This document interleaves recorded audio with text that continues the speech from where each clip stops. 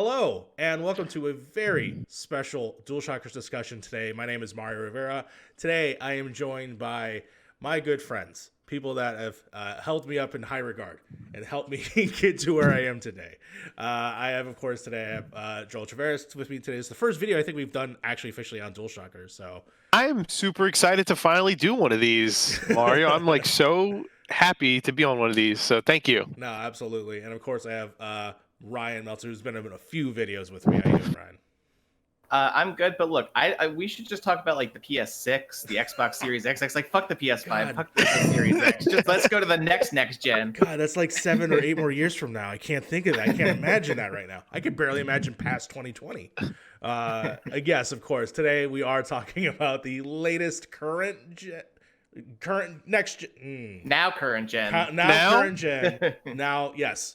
The next gen of consoles, which of course is the Xbox Series X, which is basically the new iPhone XS.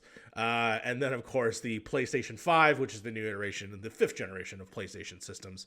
And we're here to talk about it. Of course, all of us have a certain set of consoles. I have the PS5. I know that Ryan, I think, you have both. Is that correct? I have both. Yeah, I have the Series X and the PS5. Very nice. And Joel as well also has the PS5. So we're really just going to talk generally about these different consoles and how they've been doing for their first week. It's they literally came out less than almost 6 days Last ago. week, yeah. So yeah, pretty crazy. Joel, I'm actually going to start with you. How's the PS5 shaking? Good. It's good. I mean, great so far. I think the funniest thing I wanted to talk about was actually like the lead up to it. And I wanted, like, everybody was on pins and needles, wondering whether or not they were going to receive one. Yeah. I think that was the biggest part. Like, it was so much up in the air, whether you ordered from Sony Direct, whether you ordered from Walmart, Target, Best Buy. There was like so much like excitement, the knot in your stomach. Did I get tracking yet? Has anyone charged my card yet? Like all that build up, that week, that launch week, like fun and build up. It was cool, man. We do these every like 7 or 8 years or so, and I thought that was like, it's almost like the kid waiting for Christmas, right? And waiting to open up those gifts, and it was like that butterflies in the stomach, and it's cool to feel that again, and just fresh out of the gate with the PS5, I'm pretty impressed. I think there's a lot to talk about here. That's why I wanted to, I was like, hey, we got to talk about this. I need to like get these thoughts out because I think there's a lot there's so much to unpack right now. And it's early, it's fresh, right? We're not jaded yet. Luckily, none of us have gotten hit by any of the some of the issues and challenges that some folks are seeing out there this first week, which is going to happen. Which is going to happen. But no, man, my impressions early on are like super positive. And I think I'm a big Sony, kind of I call out the BS, and I think this has been a fun week so far, or first couple of days, I should say, and I'm really excited. That's awesome. That's awesome. Ryan, have you blown any vape smoke into your Xbox yet? No, I have not. No, but I think like I'm on a similar, I think similar to Joel. Like I was really excited for this week just because like everyone's been waiting for next gen for so long, and I think especially just because like how just crazy this year has been. It's been nice having something like big and exciting to look forward to with the new console launches. And I actually was really nervous because, like, my Xbox, I ordered my Xbox from Amazon. I got my PS5 from Walmart, and Amazon for the Xbox said my order wouldn't come in until like the 19th, the 24th. But it actually only showed up a day later than it came on the 11th, so it only came a day after it was out. And then the PS5 I got on launch day, which was great. So it was cool to like get both of them basically within 24 hours, which was awesome to open them up and get them set up and everything. No, that's great. And I mean, my general impression of getting my PS5, luckily, so we did the live stream. Ryan, were you there for the PS5 live stream? We did a live stream basically here on our youtube.com/Dualshockers, and literally 2 hours later, I got a phone call from my friend who works at the GameStop right by my house, and it was like, "Hey, pre-orders are going live soon. I'm giving you the heads up to start heading our way." So that. Oh way, yeah, I remember, yeah. Yeah. So it was funny because I was in the middle of eating sushi at the time. So great story. I actually, when the pre-orders went live, I debated running over to my GameStop. That's like, a 5-10 minute walk from me, and just trying to see if I could go get one. Luckily, I was able to get one online, so I didn't have to do that. But. No, for sure. And then luckily, so he got I think they got 20 allocated, And then when we arrived, there was only 4 left, and there were no digitals available. There was like 1 or 2 that they had in their allocation. So yeah, I cut to the wire, even with that insight that I got from a GameStop employee. So luckily, I was able to snag one. Yes, and on day 1, walked in. I was the first one in the store. Yeah, I already paid. I have a digital edition. I know Joel doesn't believe that they actually exist. That's not true. That isn't true. I love that my friend Corey Cudney ended up being a news article for us. Yeah. He was the one. He got the standard one instead of the digital. That's right. So funny. I was like, of course, it had to be Corey. I think it's funny though now because now everyone that's opening them is going to expect that they get like the wrong one or whatever. Yeah. Yeah. No, 100%. There was a report I heard. Where I guess like one of the panels on the PS5 was like off its hinge or something like that, and I was like, "Ooh, thank God it wasn't mine." But yeah, I mean, I got it, came home immediately. The first thing I noticed was the setup was a pain in the ass for a few minutes, and then once I figured out the phone thing, I was like, "All right, cool, I got in." So, what was setting up your consoles, Joel? In terms of setting PS5, was it pretty easy for you? Did you have to deal with all the updates like I had to do? Yeah, so interestingly enough, mind you, I never used the PlayStation app. Sure. I just don't, right? Yeah, and it's bad when they it's pretty bad, right? Yeah. And so they updated the Android and the iOS app a couple weeks ago, kind of like leading up to the launch. PS4 received a firmware update, also getting it ready, and it actually received another one where they popped in like remote play as a surprise. So that was cool. There was all these kind of like little updates happening. So I signed into the PS app by chance. I was like, all right, I'll just take a look at it. Thanks, Sony. You should have gave me the heads up that was going to prove pivotal for setting this thing up. Yes. Right. So when I saw the prompt, it was like, oh, just open up your PlayStation app and assign your PS5. It was pretty, super straightforward. Yeah. Scanned the barcode, carried all my stuff over. I think the biggest challenge, was I was trying to do a data transfer over Wi-Fi, which I recommend do not do. No. Yeah. Not. Yeah. Oh yeah. I canceled it. A couple things happened. So, I was doing that. Then I went into the store, started downloading Miles Morales, kind of getting everything set up. Started Miles, and it started downloading 2 copies of Miles while transferring my data. Yeah. Turned into a whole show, and then luckily I only played like an hour of Miles, but I lost my save in that process. So it turned out to be a little bit of a hiccup in the beginning, but I highly recommend do not transfer your content over Wi-Fi if you haven't gotten the system yet. Probably go to the hard drive route. Which is the route I should have gone, but Mario has all of my hard drives, and so yes, I couldn't find a hard drive. I was like, oh, because Mario has all of them. So go the hard drive route if you're going to go that do the backup and the restore, or actually hardwire with an Ethernet cable, which is something I'm probably going to try later on tonight. No, for sure. Yeah, I did the wireless data transfer from my PS4 to my PS5, and I only was transferring save data, which was like 11 gigs. Like it wasn't that big or whatever. It took about 3 hours to transfer all of that. And like I couldn't cancel it while I was doing it, and I didn't want like obviously any of the files to get, so I had to wait, and it took about like 3 hours. So yeah, definitely if you're trying to do the data transfer, definitely do it either with a drive or do the Ethernet, the hardwire. Got it. Seems the way to go. As someone who had to update their internet so they could do this job, so that way I can have unlimited internet and not have to worry about caps when we live stream this summer, which could have killed me earlier in the year. But I opted to not do any of those things. I was just like, you know what? I'm going to go fresh with it, pick only the select few. And honestly, the download speeds on this console, for some reason, they feel better. I don't know if it's just the presentation of how they're presented, but they feel like they go pretty fast. I don't understand. Finally. No, the PlayStation definitely feels better because I think with the PS4 it could only connect to my router through a 2G connection, not a 5G connection. Okay. So definitely it feels better than it was on the PS4. For sure. Because I have a decent Comcast, I think 500 megabytes per second or anything like that. But basically, I was like, this should be quick, and honestly, it has been great. Like I downloaded Call of Duty real fast. That's a huge game, and it breaks up Call of Duty in several parts, which I think is genius. So like I can get into where I want to go first and do the rest, which it did that on PS4. But I was so surprised at how fast that Call of Duty ended up downloading. But yeah, that's the route I ended up going with, and I think that if you're okay with that, I will talk about quibbles about the system later, but you brought it up earlier about it downloading 2 copies of a game, and we'll talk about that specifically. In terms of initial play, what was the first game that you played on your consoles? I'll start with Ryan. Ryan, I know that you played on PS4 and Xbox, PS5 primarily. Which game did you load up first? So on the PS5, I believe the very first one I started playing was Miles Morales, just because I figured that was good, like sort of showpiece game to just see what everything, and it great, like it loads super fast.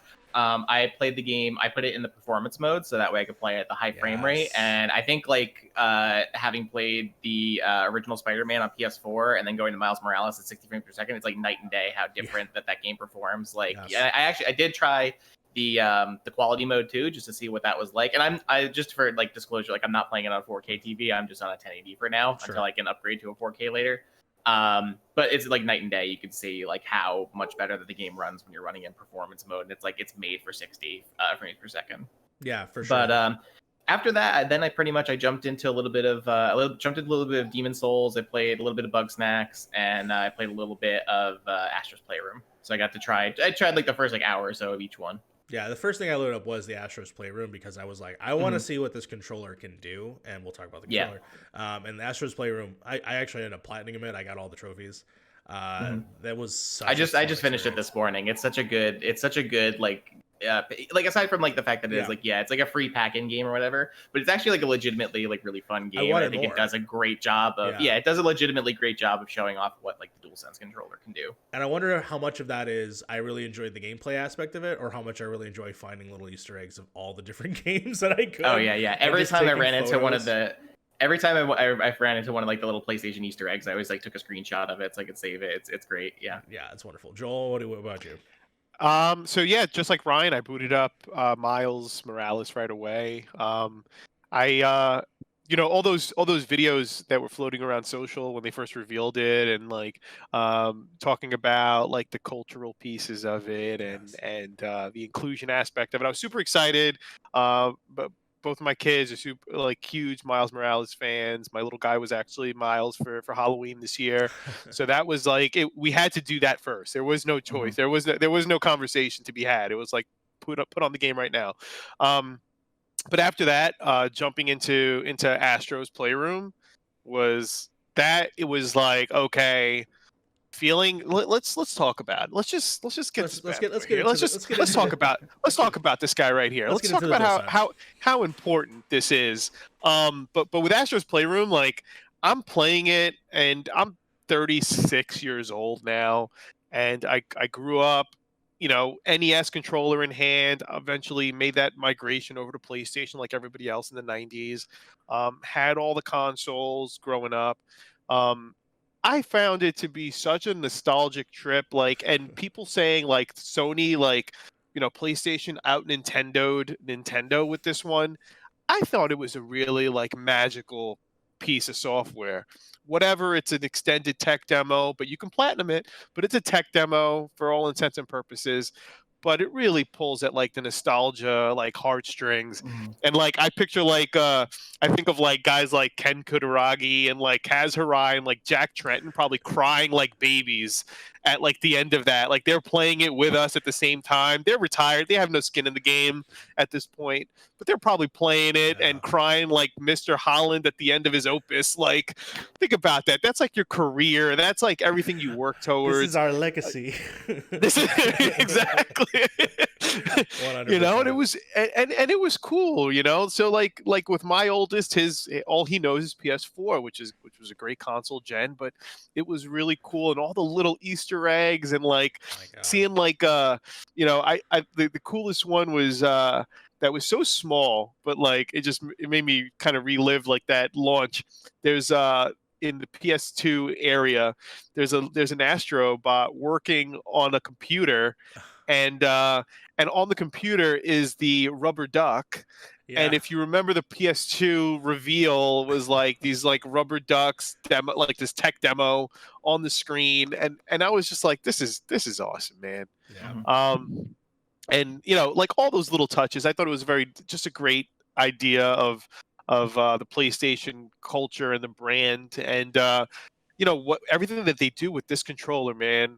I definitely was trolling everybody in the chat when I was like, this controller is more important than Microsoft buying Bethesda. Like, but this is going.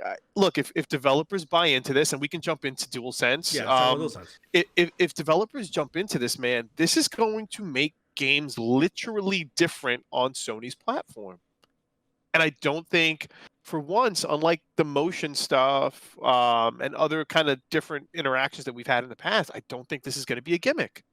Yeah, I actually agree with you, especially me playing Astro's Playroom and being able to feel the pitter patters of his feet touching the metal, to feel it underneath, and then the raindrops feeling like they're coming from above the controller at some points. Like, that was intense feeling in terms of like, oh wow, yeah, every experience is going to feel a little bit different now on this specific platform.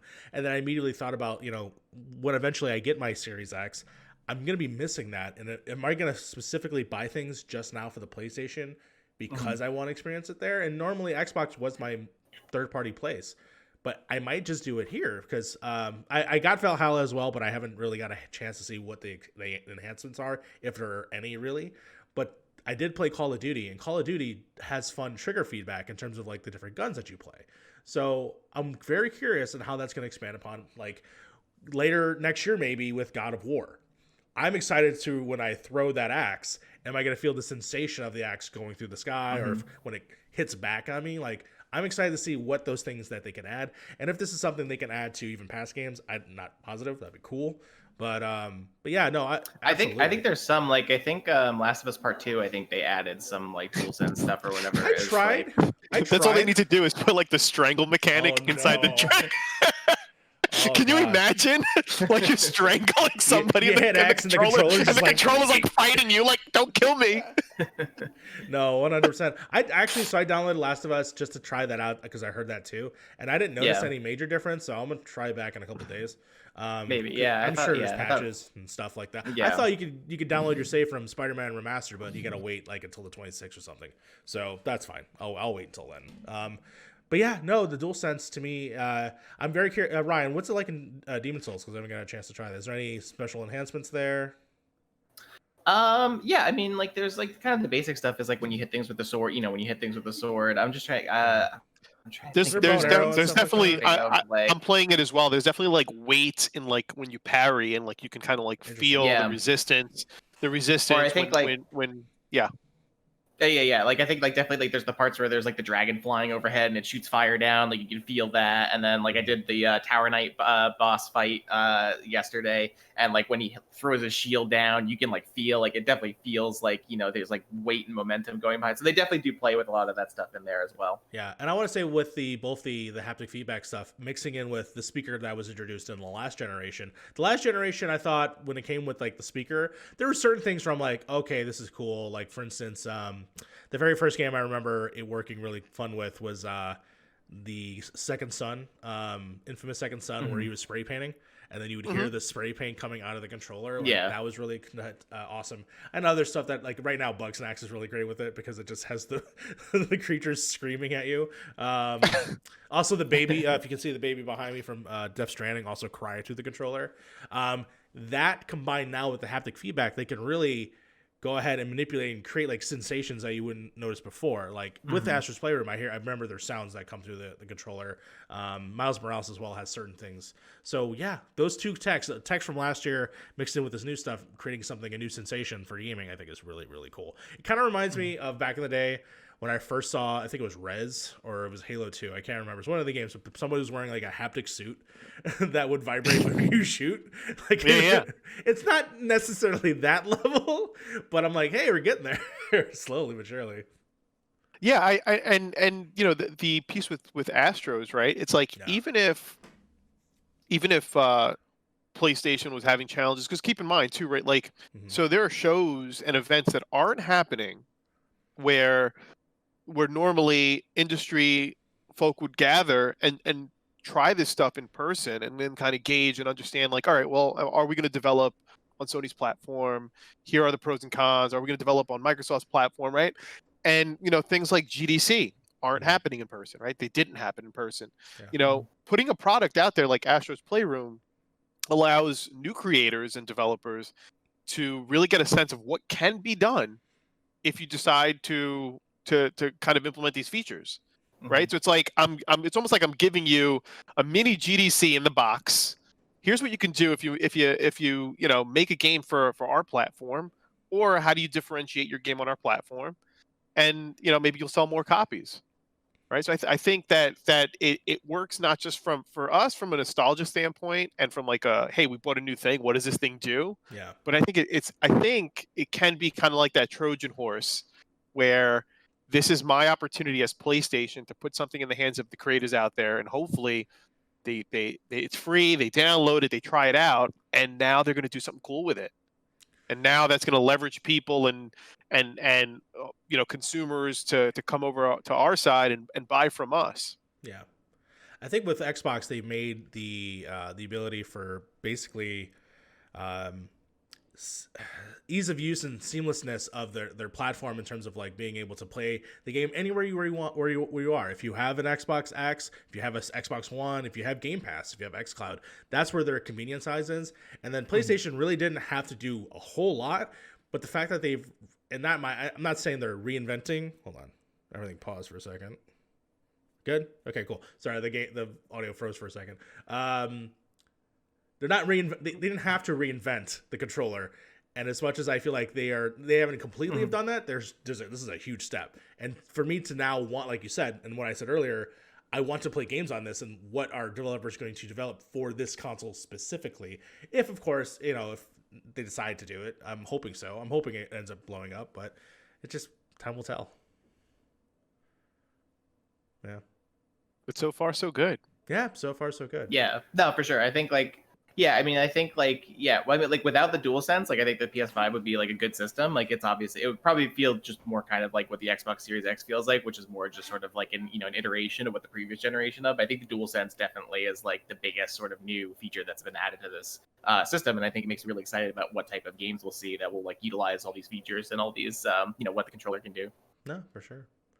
Let's talk about the actual UI of the PS5 and the Series X. Series X, of course, which gave an update to the previous systems to make it more to match. So it's very similar. Is there any major differences between last generation and this generation that are noticeable? Cool background. I saw the little wavy like line thing. Yeah. That was about it. Yeah.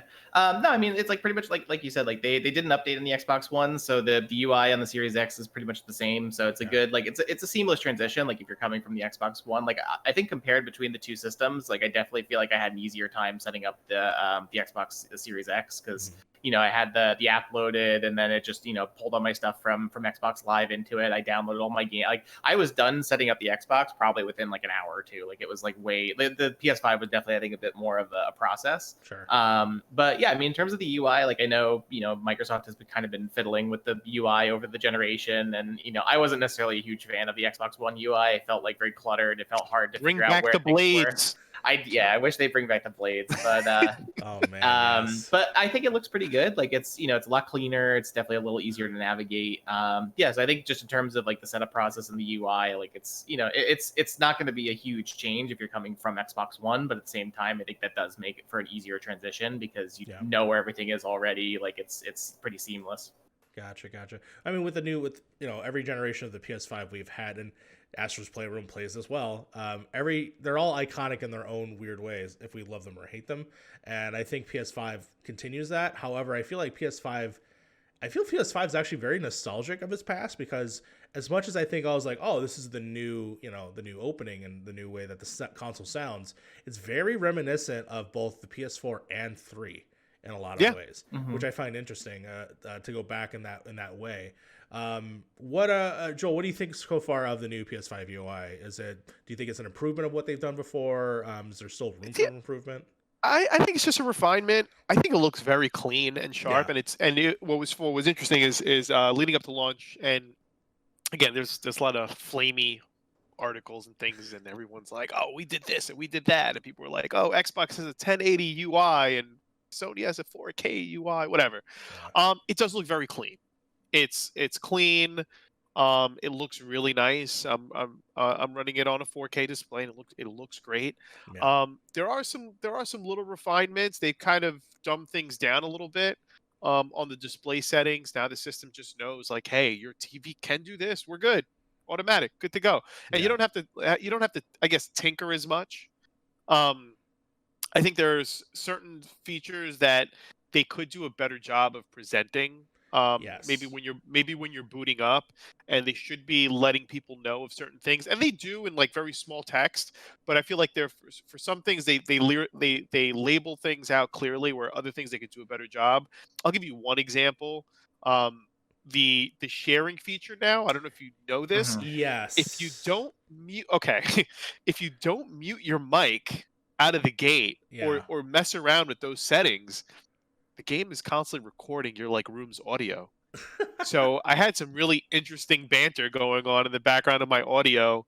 As I'm getting trophies, my kids are screaming, and like it's like chaos. And it's one of those things that if you don't know, you have to Yeah. look for that setting and kind of Mhm. adjust that. Well, I mean, there is a mute button right on the controller, which I it's learned cool. that the hard way when I was playing online games. I hit that button by accident. All of a sudden, I just started talking, and people were yelling at me, and I was like, "What?" Yeah, right. You're like, where's it coming from? What's happening right now? Yeah. Right. And that's an adjustment. So I Mhm. think they might think about refining, or maybe adding another step or two Yeah. early on, and say, hey, by the way, we're doing this stuff with your voice and your mic. And I believe that they do, but I don't think it's clearly laid out as like, Yes. hey, Yeah. when you get a trophy, we're recording audio. And I get why they're doing it. Very cool idea behind it. I'm guessing if you have a camera attached, probably records your reaction while you're getting it as Interesting. well, which Yeah. again, cool God, stuff. I can only But imagine those clips. People sitting in oh their man, underwear on the couch, just like, "Oh, I got a trophy," and then just like Cheetos all over their like white undershirt, just like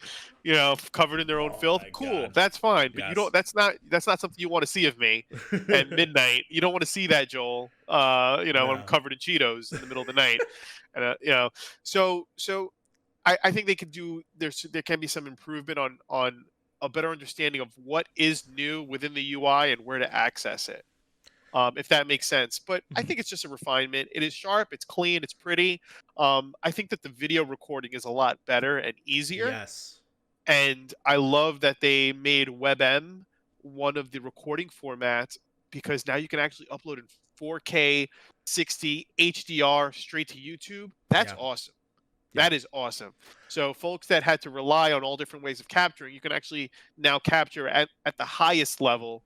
I think better than your Elgato can. I don't think your Elgato can do an HDR recording yet. No, my current one, no. I am getting one from a friend who's gonna let me take it. So I was like, all right, cool. But it's not a 4K one. It's still gonna be the S, and I'm not even positive that does HDR. I just know that it does 60. And They're HDR, probably gonna roll out new versions of those soon. I'm sure to probably integrate that stuff in. But Yeah, and I right. honestly gotta Yeah. explore those options more because you can record up to an hour, which is awesome. Because if I can right. record for an hour, I gotta see how much space that is, since I'm gonna be constantly doing that and deleting that and deleting. That's fine, it's gonna happen.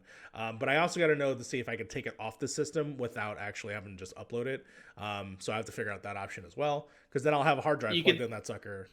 I was gonna say you'd probably be able to export it to a hard drive or something. Yeah, and then that'd be a great way to capture. And honestly, the way that I have to set up now, and this is very minute. This is only for people that have to capture footage for video. Yeah, but to say Mario has a very specific use case here. Yeah, specific use case where I have like a laptop on a chair next to my console with the Elgato connected to it. Yeah. So that way I can hit record on my laptop and then start playing, and then unset that up every time I want to do HDR and HDCP and all that jazz.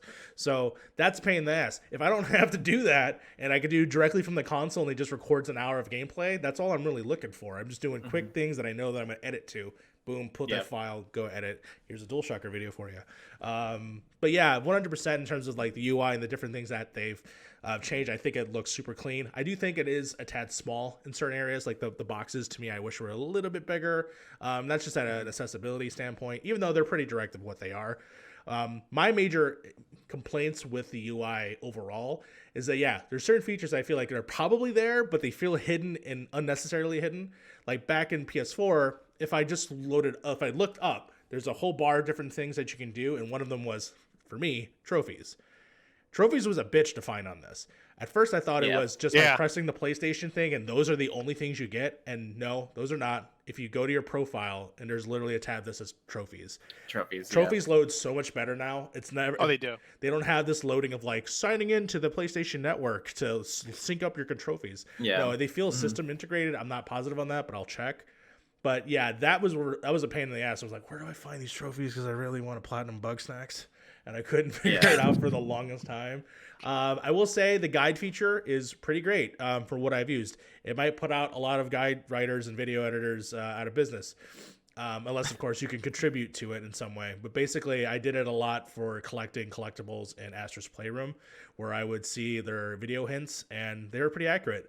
The fact that you could snap it to the left side of the screen or snap it picture in picture, like it looks so cool. Yeah. Like the video sharing stuff, like the fact that you can actually watch someone else play a game while you're playing a game. I mean, as much as I'm like, why would you do that?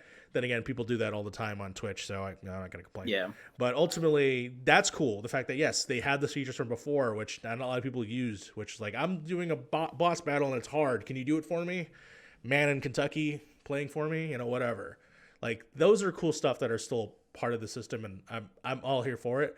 The store is, well, right now it's very bare bones, so I'm not going to give it too much criticism. It is kind of like just boxes right now. Yeah, but it's integrated. You're not going into an app. Yes, 1,000%, which is the same thing with the network stuff. So that is also great. So I'm going to give that a pass for now. We'll see how that shakes out when the more games are involved. But yeah. The one caveat about the store, and I think everybody should know, is that like there's no brakes on this train. As soon as you click buy, the thing's buying. Yes. There is that like, are you sure? Yes. The thing is buying. Yeah. So make sure you think about it. Yeah. Luckily, I was just like, shit, can I, what? Like I wanted to, but I was kind of on the fence, but it was like, no, congrats. Yeah. Thank you for your purchase. Wasn't there like a cart system in PS4? Like I felt like there was something else. There was a cart system on PS4. Yeah, there are no brakes. There's no brakes on this train. So if you're shopping, make sure you're ready to buy. I saw. Yeah, I mean, I guess the way around that, I guess, is that there is the wish list system, so you could like add things to your wish list and then like. But yeah, I do kind of wish that they had like a cart system, so that way, because sometimes it'd be like, oh, like I'm interested, I might want to pick this up. Let me look at other things while I'm like picking. Yeah, but I wish that the wish, and I hope it's like Steam, where if you add it to your wish list, you'll get email notifications or notifications like, hey, the game you liked is on sale. Here you go. And I'm like, all right, cool. I really hope they add that. I did notice this. If you do have the app logged in and everything ready on your phone, that like downloading and in terms of like when you're like let's just say Call of Duty, right? Call of Duty has like 5 different downloads. It does notify you that, hey, the campaign's done, go play, or hey, I thought that was something I really liked, is that like the app integration is really good, because like when I was I had my PS5 like the day I got it, I basically just had it sitting to download stuff. So like I would check on like my Apple Watch or my phone or whatever, it would get a notification saying like Demon Souls is ready to play, Miles Morales. So I think that was a really nice the way they integrated that. Although what I did learn was that I forgot that if you want to download things in rest mode, you have to go to the settings and enable it. So what I accidentally did was I put it in rest mode overnight to download things, but I forgot to enable that, so it just sat overnight not downloading anything. I think that's like what you guys said, was like just sort of how there's things that like feel like they should be more obviously like upfront and put, but like there's some of the stuff feels a little hidden in the settings a bit. Yeah, no, 100% with that for sure. But yeah, no, in terms of the UI, I think it's really nice. I think there's some room to grow, and we'll see. I know that in the last generation, there wasn't that much change, if I'm not mistaken, on the PlayStation's end. There was like I think they added folders. That's all I remember them doing. Yeah, the PS4 one, they didn't really change drastically, I think, from when it originally was. Yeah, and PS3 they added trophies later. That's it. That's all I remember. Yeah, well, but yeah, I think PS3 launched without a party chat system. Oh yeah, that's right. Yeah, that's right.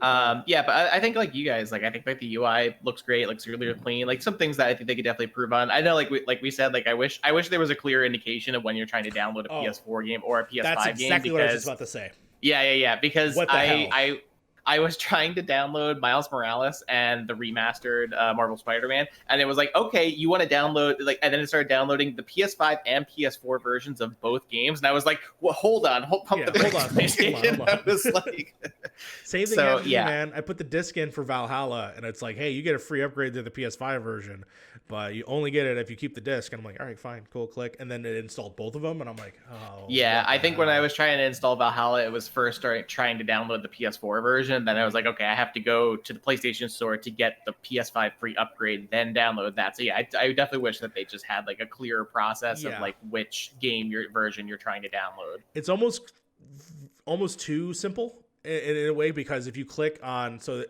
when you load into a game, or when you like about to press play on a game, the game shows up, it says play, there's like 3 lines. If you move over to the 3 lines, no, that's not even where you see it. You actually have to go all the way to the games media like block thing, go there, then right click or whatever the hell. Then it tells you PS4, PS5. And I'm like, Bugsnax is 2 separate tiles. What the hell's going on? So hopefully it's better uniformed and better explained. But yeah, in terms of like, it should always preface you want the PS5 version first. Yeah, I think the workaround that I found was if you go to your game library, you can filter your games by platform. So you can do like PS5, PS4. So I just made sure to click just PS5, and then it would show me the games that were like only. So that was like my way around it. But it's just, it doesn't really feel very intuitive. Yeah. I just want to say Microsoft got this right with smart delivery. And then we'll just put that to rest. Smart delivery is like a really good thing based on the conversation we're having right now. Just saying. No, for sure. While I agree with that, but now I have 2 trophy lists for Bugsnax, and now I have to 100% both of them. Then you got to get 2 platinum trophies. Double right. platinum. I get the double plat, you know what I'm saying? Let's... well, it's going from UI, I think we can go to user experience now. I was gonna bring that up. And speaking of growing, we got to talk about the storage situation. Let's talk about SSD and storage. Yeah. All right. Here, I'm going to vent really quick. Go for it. You should be allowed to offload PS5 games to an external drive. I mean, this is kind of like what are we doing? And not to play them, I understand the reasoning behind it. I understand that they need the M2 and NVMe SSD with the 4.5 gigabit speed. I get it. You got to move it from the external to the internal to play it, but give us the option.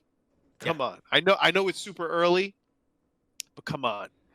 You know, I had to literally go down a list of games when I was going to transfer that data, and I was really like, oh man, I can't transfer half of this stuff because I'm not going to have room to download things. You know, so I had to kind of really make that conscious decision. We're talking about 600 gigs or so out of the box. And we haven't been hit with those Warzone-esque games of 250 gigs yet. But Call of Duty I'm not going to. I'm close. I'm not putting Call of Duty on this thing. Hell no. Yeah. Absolutely not. I might just keep the 1X around just for that to be like the Call of Duty console. That's the Call of Duty machine. That's the Call of Duty machine. You know, because I can't in good conscience mess around with the storage here, and I think that's a huge miss. Yeah. Like I get it. There's going to be more to come on that, and Sony's saying, hey, don't even buy the SSDs just yet because for their read and write speeds they have to be a certain speed. Cool. But give me another option. In the meantime, give me a Band-Aid. That's all I'm asking for is a Band-Aid on the storage. Yeah. Yeah, when it comes to that, I definitely am going to be outputting all my PS4 games on that on a hard drive, only because you're right. Storage is king on these new consoles, and I did download Cold War on my console, and it took up majority of it. How many people out of all 3 of us have you filled up the console yet? I haven't filled it up yet. I have like 150, 200 gigs, so I still have a decent amount of space on it. But talk to me after I complete this hardwired transfer tonight, and then I'll let you know. I'm sure it'll be at capacity. Yeah, I was at capacity day 1 once I downloaded all the things I thought I wanted to keep. Like, I didn't even know Apex was 50 gigs, by the way, so I deleted that immediately. But yeah, 100%, it filled up immediately, and games are huge these days, and the fact that these consoles didn't come with more than what they were, I mean, at the very least, I'm okay with, I understand that the system needs a certain amount of memory. I'm okay with that, but I just wish that was offset by, if you put a number on a box, you actually have 200 gigs more than that and that's the number you get to play Mhm. with. You know, I wish that they would, instead of putting 825, whatever it says on the box. Right. That's yeah. just my thing. And then for people that have the Series S, oh my God, you only have like 300 gigs. Oh, Oh, yeah. no, yeah. Download Call of Duty. That's like your game. That's the only That's game it. you can You put on got that 2 thing. It's games. like, And what's crazy, and again, we're keeping this one PlayStation focused, but we sent Yeah. a note to Activision about smart delivery on the Series S and the Series X. Yes. Because I noticed, and I'm just calling this one out because it's one game, and I asked, is this game smart delivery compatible? Reason being is that on that platform, you're only supposed to download what you need to run the game at that resolution on that console, Yeah. and there is no difference between the storage sizes on those two. So Huh. that is that's crazy to me. Like, Gotcha. why am I downloading 4K assets or whatever on my Series S if it can't output it? That's one, and it's half my hard drive. It's literally half the drive. It's just crazy to me. But yeah, well, that's another conversation for another day. But Yeah. storage here, I think, is a real challenge, and I think Sony, they need a Band-Aid if they're not going to be certifying these third-party SSDs and things that we can put into the console just yet. They're saying hold off. Give me a Band-Aid. Give me a Band-Aid while we're holding off. Yeah. No, 100%. Throw me a bone. 100%. Let's talk about the SSD. Let's talk about how goddamn fast that thing is and how I can't get a sip in between games. And when I was trying to do the speed runs in Astro's Playroom, I didn't have a moment to be mad. I had to go run right into the next speed run. Really, really impressive tech here with the SSD, especially when it's with Miles Morales. The fact that once you boot up the game the first time and you get past the Marvel logo and stuff like that, you're immediately booted from when you hit start in like 3 seconds, which is pretty incredible no matter where you are in the game. What has been your fun experiences of like trying to go grab like some Cheetos or something and try to like load something in? There's no time. There's no time to look at Twitter. Can't do it. No more doom scrolling. Doom scrolling is dead. Yes. If we had this a week ago, life would have been maybe a little bit better. I would have been off Twitter way faster. Yeah, there's no more scrolling. I feel like I'm going to get through games faster now. Yes. Oh, yeah. I feel like I'll be able to literally play more video games with the limited amount of time that I have to play games. Yeah. I'll be able to do more.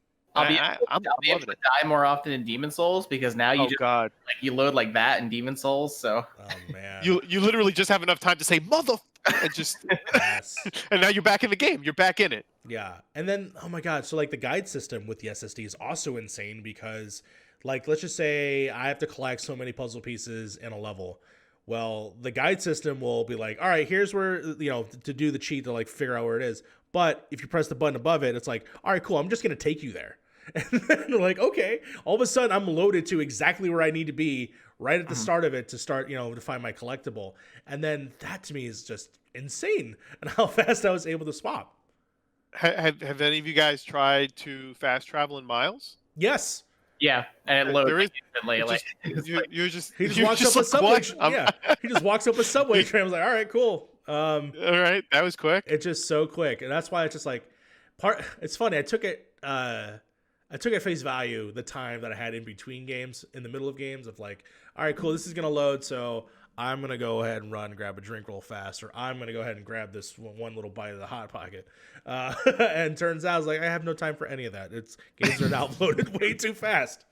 yeah, Which is not a great complaint. problem to have. I want to say this, not a complaint. I love it, not a complaint. Although Otto on our team, I think he's my upset about it. He had an editorial about missing loading screens going forward. And look, there was a lot of artistry that went into them, but I'm not going to miss them. Tell you that right now. No. I'm good. I'm good getting time back into my games. I'll take back the like 20 hours of The Witcher 3 I spent just in loading screens. Like it's Right. fine. Exactly. No, Especially that for those time, bigger games. Yeah, that time accumulates over time when you've spent so long in these like Skyrims and all this. So yeah. I yeah. haven't played it because I had it on PS4, but I've heard like Witcher 3 when you play it on like Series X, it just loads like instantly, basically when you're like fast traveling between places. yeah, That's awesome. You can't That's- even hear yeah. the like score and the like Yeah. the doo-doo-doo. Oh no, what game is that? No, it doesn't matter. There's like a weird score in Witcher 3 that's like burning my soul. Yeah, no, the SSD is just pretty crazy. Speaking of pretty crazy, lately during this week, now that a new console, freshness, everyone's got their boxes. We're now spending a couple days with these things. Have you or any of you have any of these weird experiences? Now, some people have had like some major issues. I've had some issues.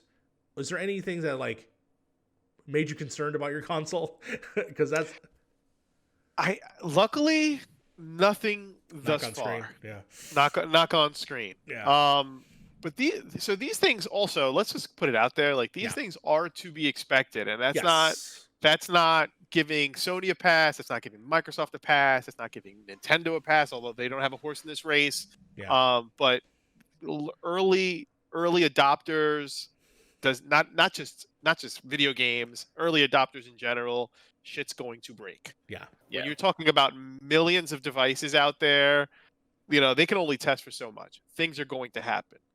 Now, how they react to those things and how fast they're quick to mitigate them and offset them, I think that's the real testament, because that's the part that sucks, that if you get something early, well, when I call Sony to get this fixed, how fast, what's my turnaround looking like? Yes. And you hope that they have a reserve ready in place. And I believe manufacturers do that in general. So hopefully those people do get resolved, because I'm sure both Microsoft and Sony would like to shut people up as fast as possible before things get out. Don't want a red ring situation. I was about to say, I'm old enough to remember the red ring. If you guys, Microsoft has a youngest task out there. force. Microsoft has a task force called the Red Ring Task Force that comes in and is like, nope, we're good, sending you right away.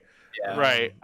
I've heard crazy stuff happening with Miles. I've been playing it, leaving it in a suspended mode and kind of going into rest mode, and I've been okay. Knock on fake IKEA wood here. But so your mileage may vary. Yes. That's all I can say. I don't know. I will say the few instances that I've had, and a lot of these things are specific to me, I would think. I'm hoping not.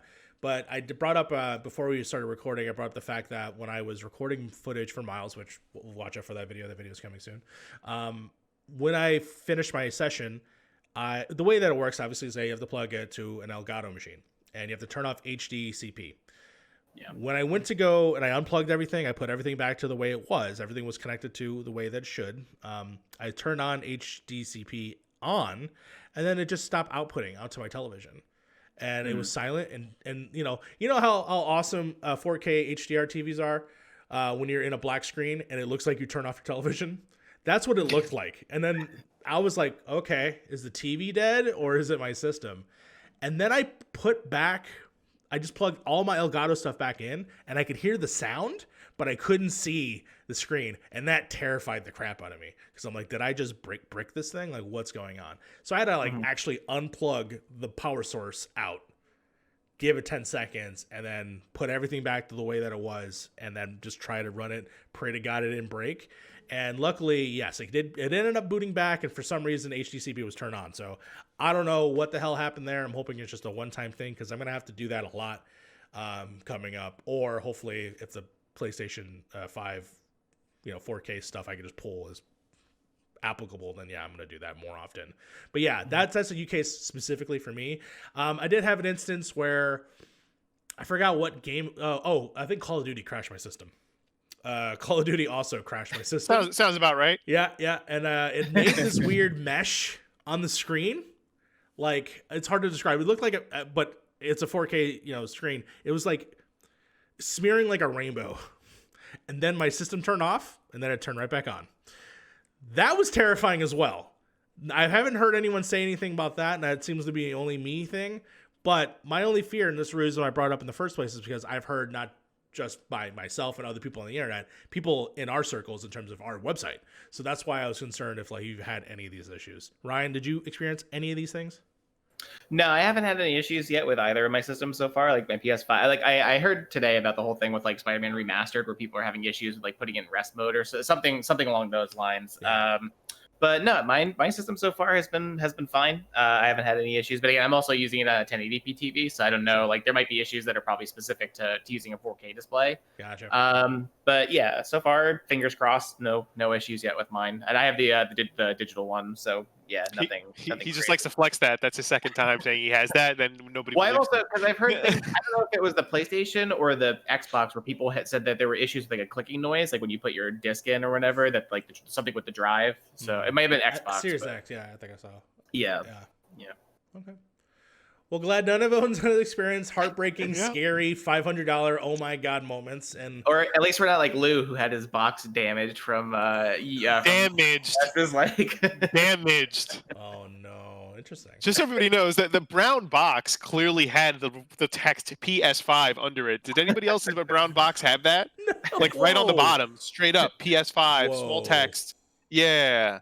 So damaged or never showed up. I don't know. I mean, that's still up for debate, it right? fell off the truck. It was Yeah. like, Right. Oh man. And speaking of those, and and I think this is a good point to kind of cap this thing off at. Look, if you haven't gotten a PS5, do Yes. not succumb to the scalpers and those UPS drivers that are stealing them and selling them. Mhm. Don't succumb to them. There will be consoles, and as we all mentioned, we all had like unique stories of picking this one up. The link dropped early. I was like in a McDonald's drive-through, and I was like, "Oh my god, add to cart!" I think Ryan, he was ordering around the same time. I couldn't get the digital. So, look, there will be consoles. Sony made it super clear that their full intention is to basically double what they did in the first 6 months of the PS4, which is insane. Because those first 6 months of the PS4, I think they sold like 10 million units. It was something absurd, and it's what really kind of like what worked as like the launch pad for last generation. I can't remember saying the last gen, but that was really that lead of units early on is what kind of really helped them maintain their position for last gen. And I think they're trying to double the number. So whether that number is 7 million or 14 million, it's something absurd. Sure. So I'm sure they're making these things hand over fist, just not the digital ones, but they're making a lot of PS5s. Yeah. And don't succumb to the pressure. Don't succumb to the scalpers. There will be units. Just follow guys like Wario64 and folks like that. They're going to be tweeting out these links. I'm sure you'll get it. I think another place where a lot of people were picking them up fairly easy are on those warehouse stores. So your Costco's, your BJ's, look out for those guys. Yeah. Typically because they bundle in an extra controller.